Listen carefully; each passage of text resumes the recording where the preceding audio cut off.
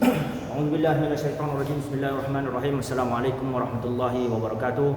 Alhamdulillahirabbil alamin. Asyhadu an la ilaha illallah wahdahu la syarikalah wa asyhadu anna Muhammadan 'abduhu wa rasuluhu. Allahumma shalli ala sayyidina Muhammad wa ala ali sayyidina Muhammad.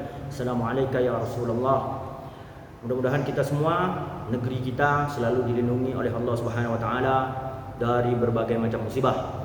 Kemudian kita doakan kepada saudara-saudara kita yang kena musibah hari ini, mudah-mudahan Allah Subhanahu wa taala memberikan mereka ketabahan, kemudian menggantikan musibah itu dengan sesuatu yang luar biasa kelak suatu hari nanti. Oke. Kenapa setiap kali memulai rekaman saya selalu mengucapkan alhamdulillah dan bersyahadat? Karena saya berharap dengan mengucapkan alhamdulillah kemudian bersyahadat, bertawassul kita, mudah-mudahan pelajaran ini bisa kamu terima dengan mudah. Makanya kamu ketika mau belajar memulai belajar pelajaran ini, kamu juga harus mengucapkan syahadat, kemudian bersalawat kepada Nabi. Mudah-mudahan dengan salawat itu hatimu, pikiranmu cepat menangkap materi yang saya sampaikan. Allah a'lam bishawab. Oke. Kemarin kita sudah membahas tentang mubtada'.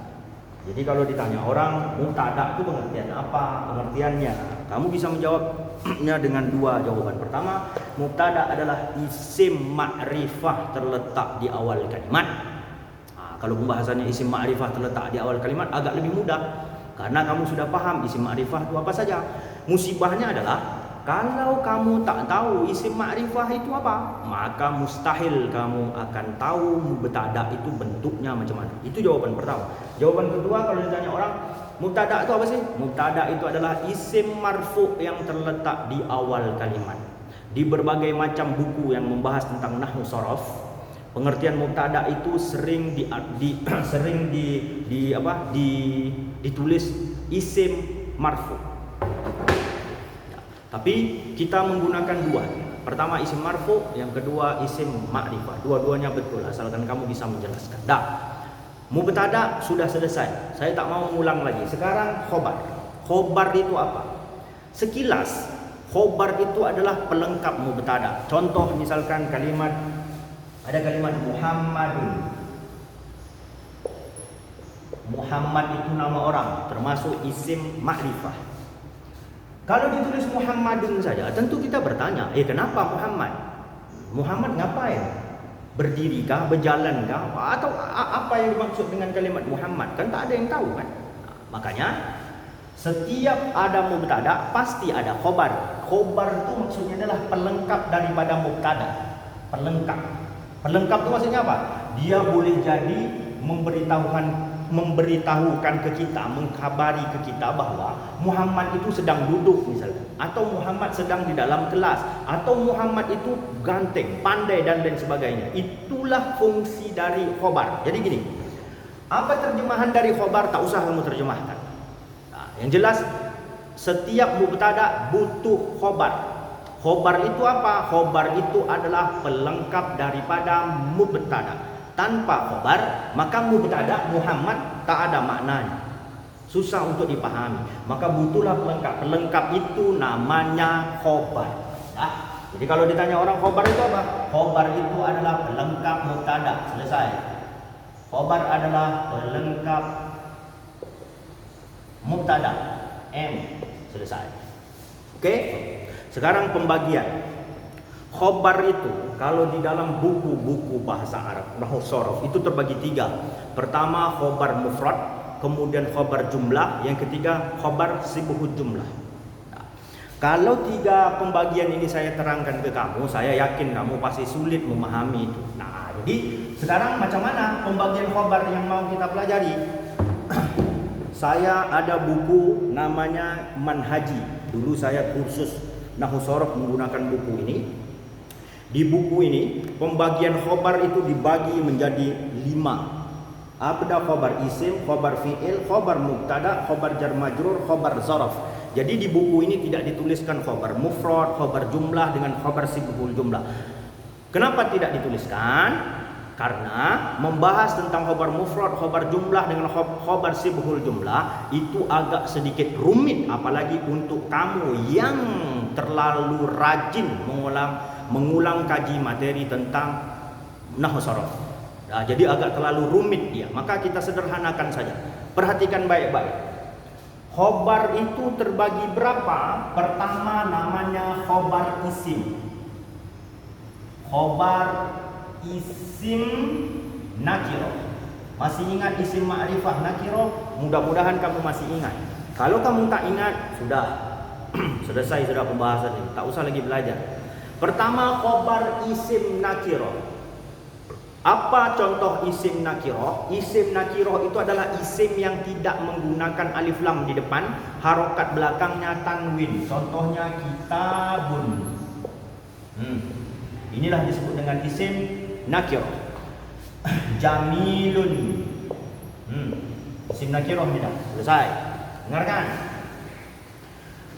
Contoh khobar isim nakiro. Contoh dari mubtada, salah satunya misalkan al-muslim.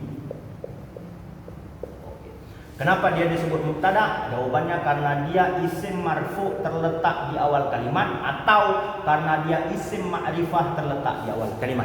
Apa tanda rofaknya dia? Dhammah. Kenapa dhammah? Karena dia isim mufrad. Kamu harus ingat itu. Kalau tak ingat, tak ada cerita, tak bisa lagi. Dengarkan. Al-muslimu itu butuh pelengkap. Pelengkapnya namanya khobar. Tanpa pelengkap, maka al-muslimu tidak bermakna apapun. Pelengkapnya namanya khobar. Khobar pertama itu khobar isim nakiro. Perhatikan. Al-muslimu misalkan mahirun.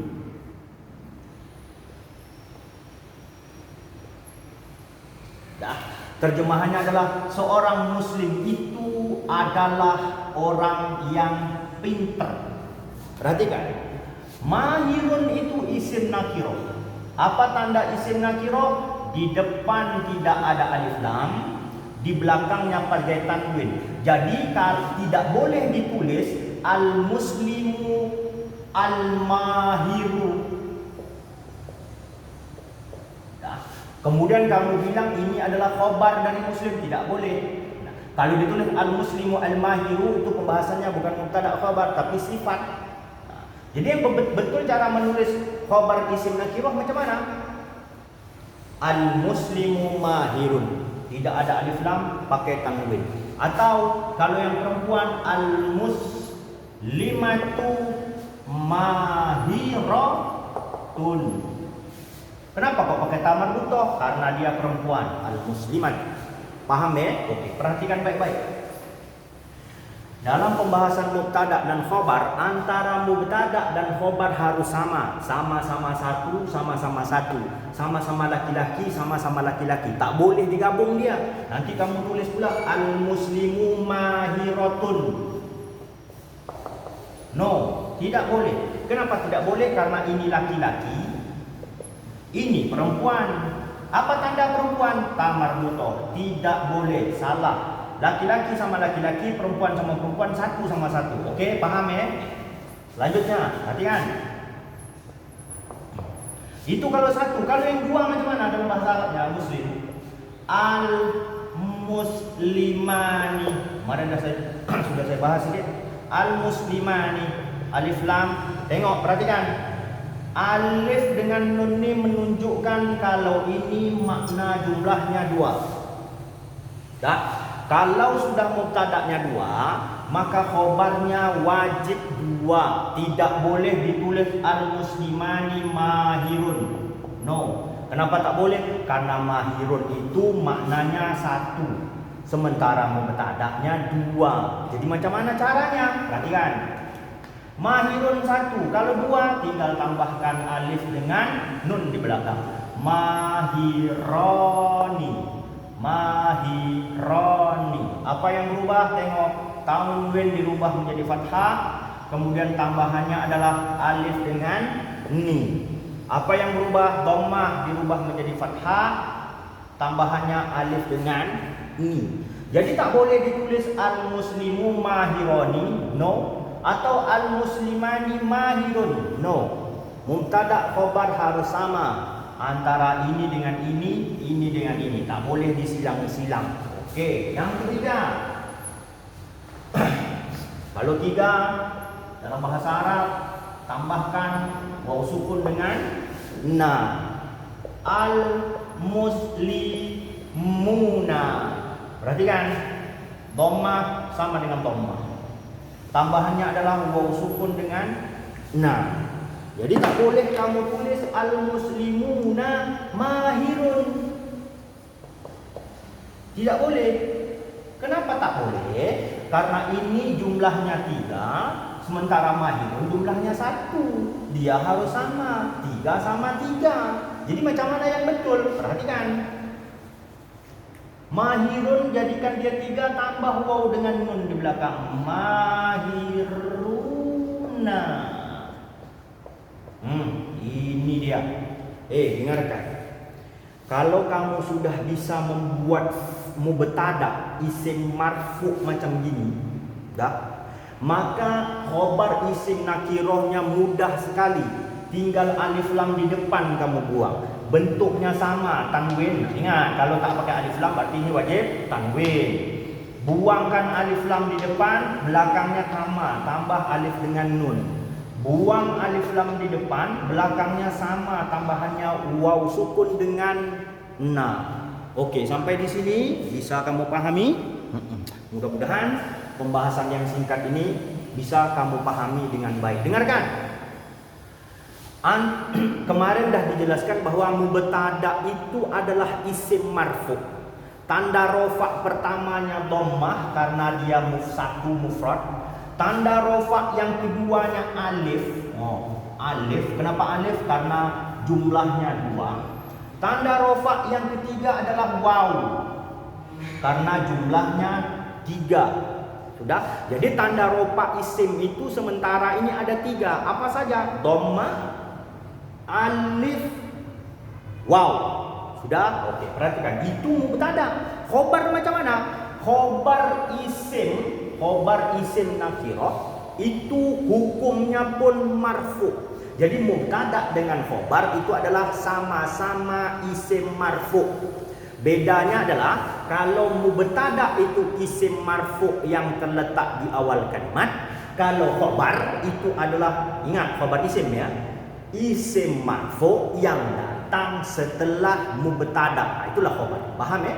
Isim marfu di awal kalimat namanya mubtada. Isim marfu yang datang setelah mubtada namanya khobar.